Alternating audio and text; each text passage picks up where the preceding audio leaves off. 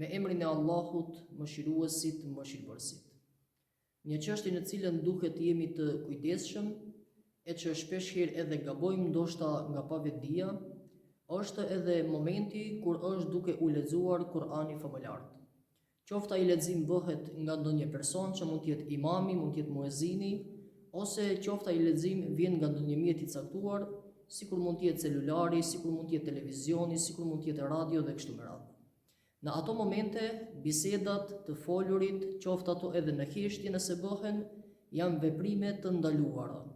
Allahu i madhëruar na ka obliguar në Kur'anin famëlar duke na thënë: "Wa idha quriya al-Qur'anu fastami'u lahu." Kur është duke u lexuar Kur'ani famëlar, dëgjojeni atë me vëmendje dhe heshtni. "Wa ansitu la'allakum turhamun." Nëse dëshironi që të mëshiroheni nga Zoti i botrave. Pra, gjatë leximit të Kur'anit, përveç se përfiton sevape ai i cili lexon, gjithashtu përfiton sevape dhe mëshirohet edhe ai i cili e dëgjon leximin e Kur'anit. Dhe ky rregull vlen si në ambientet e xhamisë, pra në ditë të caktuara, për shembull në ditën e xumah që mund të lexohet leximi i Kur'anit, atëherë xhamati i cili prezanton në atë ditë duhet që të heshtin, të ndërpresin bisedat, të ndërpresin fjalët që mund t'i bëjnë dhe të dëgjojnë me vëmendje leximin e Kur'anit. Nga se të folurit dhe bisedat që mund të bëjmë që mund të jenë të përditshme, në momentin kur është duke u lexuar Kur'ani famëlar, na bëjnë që të jemi mëkatar para Allahut madhëruar, sepse dëgjimi i Kur'anit është obligim nga Allahu i madhëruar. Dhe ky rregull i dëgjimit të Kur'anit famëlar vlen edhe në gjitha programet fetare të cilat mund të organizohen. Qofshin ato manifestime fetare, qoftë ajo dasmë islame, çfarë do qoftë, nëse në një moment pra lexohet Kur'ani Kerimi, në ato minuta që ka lexohet Kur'ani, ato që ka janë prezent në atë tubim, duhet të ndërpresin bisedat e tyre, duhet të mos flasin dhe të dëgjojnë me vëmendje leximin e Kur'anit. Nga se të folurit, bisedat e përditshme të cilat mund t'i bëjmë gjatë momentit kur lexohet Kur'ani famëlar janë biseda të ndaluara. Dhe çdo fjalë që mund të themi është veprim i ndaluar. Me përjashtim, nëse kemi ndonjë urgjencë të caktuar që nuk pret puna dhe na duhet me patjetër të folim, përndryshe mund shkaktohet ndonjë dëm, atëherë pra nuk prish punë.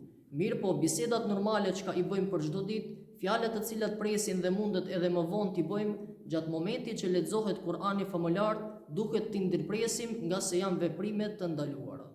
Nga ana tjetër, ai i cili e lexon Kur'anin famëlar, apo dëshiron ta lëshojë leximin e Kur'anit në ndonjë mjet të caktuar, duhet paraprakisht të shikojë a është momenti i duhur për leximin e Kur'anit.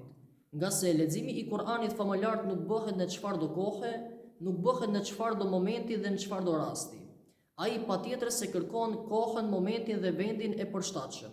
Sepse ka mundësinë ndonjëherë të lexojmë Kur'anin, por vendi ku e lexojmë të jetë i papërshtatshëm, momenti në cilin e lexojmë të jetë i papërshtatshëm. Sepse ka grupe të njerëzve të cilët në përditshmëri merren me punë të cilat i kanë për detyrë që t'i kryejnë. Prandaj në ato momente nëse ne e lexojmë Kur'anin dhe ato duhet t'i kryejnë punët e tyre dhe nuk e dëgjojnë Kur'anin, mëkati i mosdëgjimit të Kur'anit mbien mbi atë i cili e lexon Kur'anin dhe jo mbi atë i cili nuk e dëgjon Kur'anin. Nga sa ai veçse është duke u marrë me një aktivitet të cilin duhet ta kryejë. Dhe ne në këto raste nuk duhet që t'i ngarkojmë njerëzit për te mundësive që ato mund të mbajnë. Duhet ta gjejmë momentin, kohën dhe vendin e përshtatshëm për leximin e Kur'anit famëlar. Kjo vlen njëjtë edhe në lëshimin e Kur'anit në përminare. Ka momente apo ditë të dalluara, net të dalluara, kur ne mund të lëshojmë leximin e Kur'anit në minaret tona. Dhe pastaj ai lexim dëgjohet në gjithë vendin, në gjithë fshatin, në gjithë qytetin dhe kështu me radhë. Dhe me siguri ne duhet ta mendojmë se jo të gjithë njerëzit mund ta dëgjojnë leximin e Kur'anit që ne lëshojmë në minare.